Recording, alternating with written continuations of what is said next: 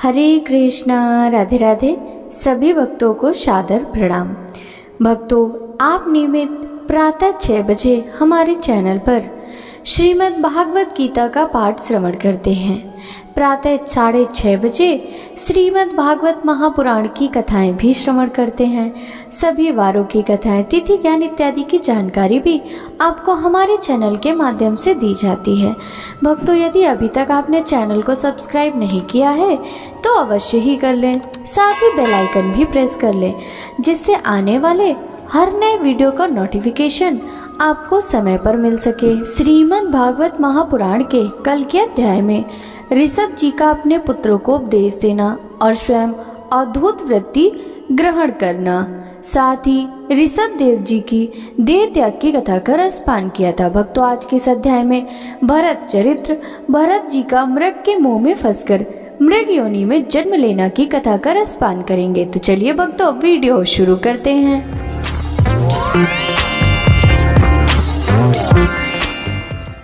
श्री सुखदेव जी कहते हैं, राजन, महाराज भरत बड़े ही भगवत भक्त थे।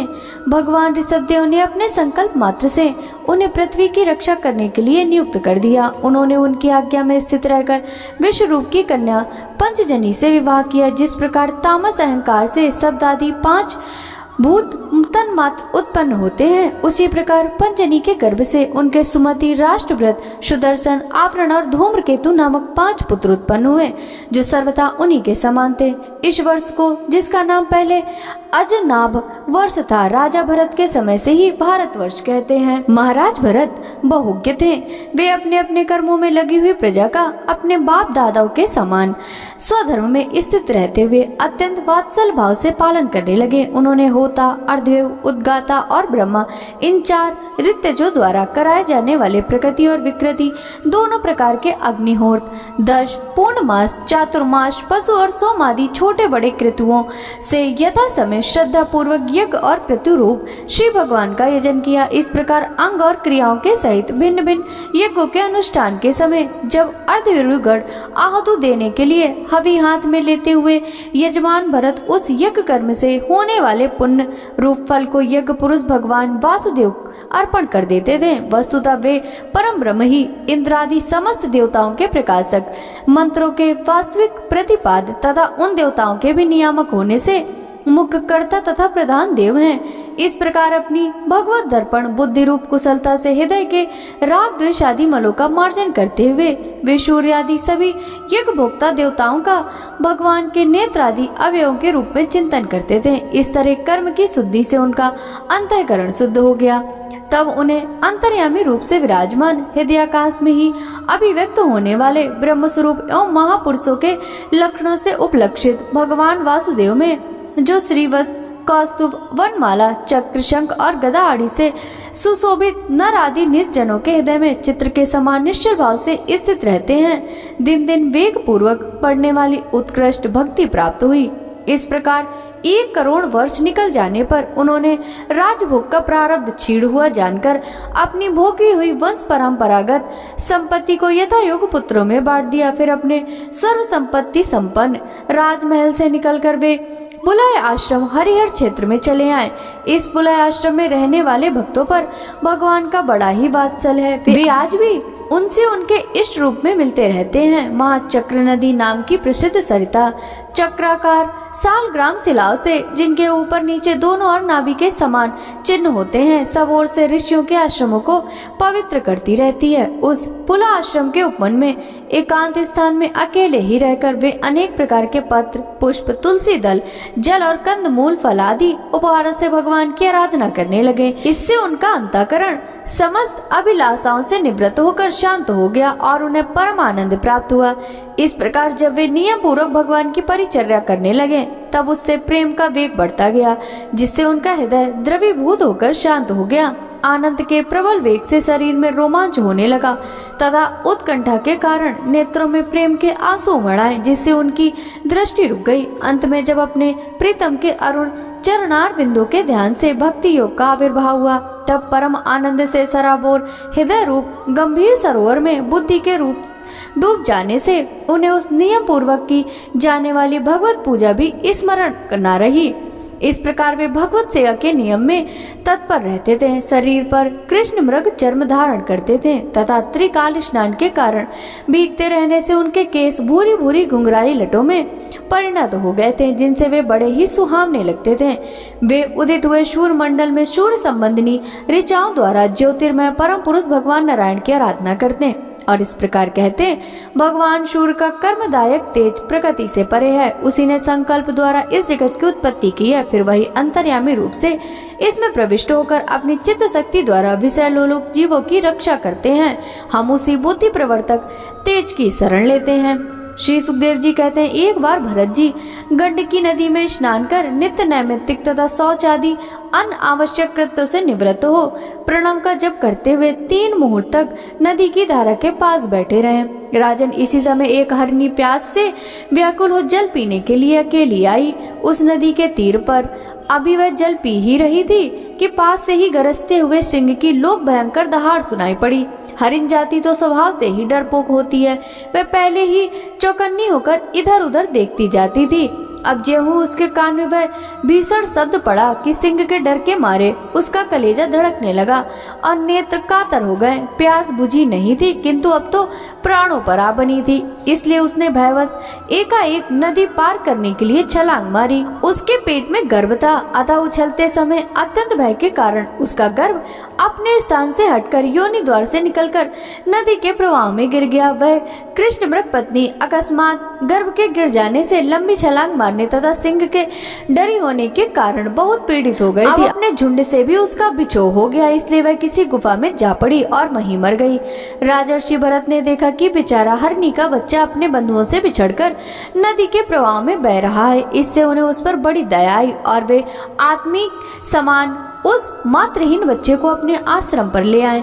उस मृग छावनी के प्रति भरत जी की ममता उत्तरोत्तर बढ़ती ही गई। वे नित्य उसके खाने पीने का प्रबंध करने लगे।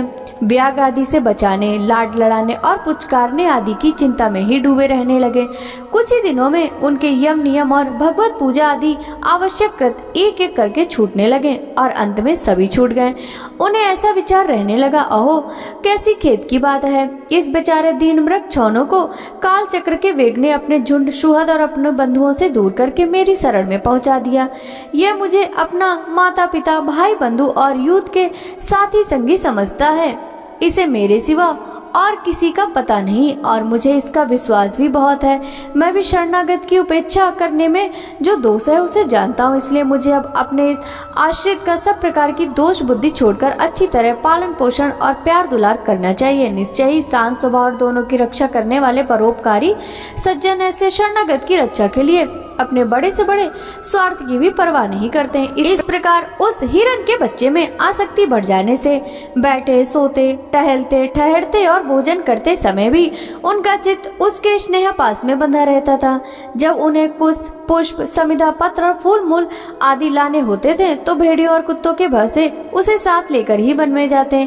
मार्ग में जहाँ तहाँ कोमल घास आदि को देखकर मुक्त भाव से वह हरिण वसक अटक जाता तो अत्यंत प्रेम पूर्वक हृदय से दयावश उसे अपने कंधे पर चढ़ा लेते। इसी प्रकार कभी गोद में लेकर और कभी छाती से लगाकर उसका दुलार करने में उन्हें बड़ा ही सुख मिलता। नित्य नैमित्तिक कर्मों को करते समय भी राजराजेश्वर भरत बीच बीच में उठ उठकर उस मृग बालक को देखते और जब उस पर उनकी दृष्टि पड़ती तभी उनके चित्त को शांति मिलती। उस समय उसके लिए मंगल कामना करते हुए कहने लगे, बेटा तेरा सर्वत्र कल्याण हो। कभी यदि वह दिखाई न देता तो जिसका धन लुट गया हो उस दीन मनुष्य के समान उनका चित्त अत्यंत उद्विग्न हो जाता और फिर वे उस हरिणी के बच्चे के विरह से व्याकुल एवं संतप्त होकर कर्णवश अत्यंत उत्कंठित एवं मोहविष्ट हो जाते तथा शोक मग्न होकर इस प्रकार कहने लगते, हो क्या कहा जाए, क्या वह मातृहीन दीन मृग शावक दुष्ट बहलिए किसी बुद्धि वाले मुझ पुण्यहीन अनार्य का विश्वास करके और मुझे अपना मानकर मेरे किए हुए अपराधों को सत्पुरुषों के समान भूलकर फिर लौट आएगा? क्या मैं फिर उसे इस आश्रम के उपवन में भगवान की कृपा से सुरक्षित रहकर निर्विघ्न हरी भरी धूप चढ़ते हुए देखूंगा?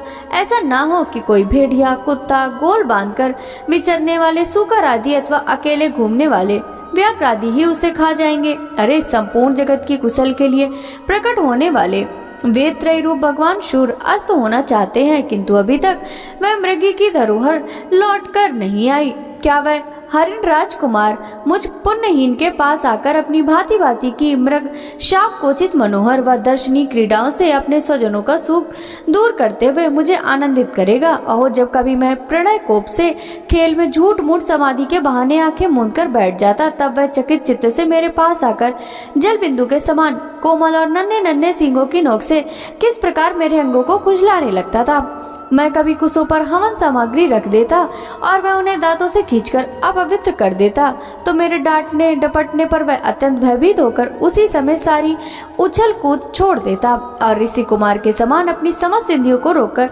चुपचाप बैठ जाता था।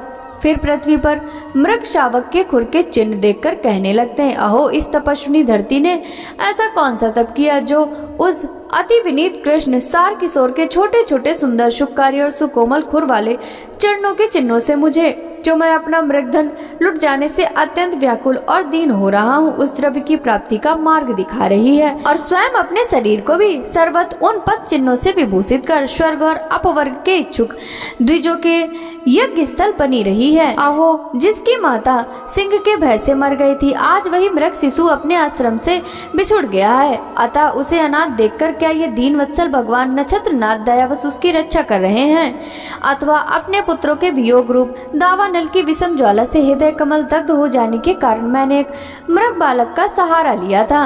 अब उसके चले जाने से फिर मेरा हृदय जलने लगा है, इसलिए ये अपनी शीतल शांति स्नेहपूर्ण और वदन सलिल रूपा अमृतमय किरणों से मुझे शांत कर रहे हैं। राजन, इस प्रकार जिनका पूरा होना सर्वथा संभव है, उन विविध मनोरथों से भरत का चित्त व्याकुल रहने लगा।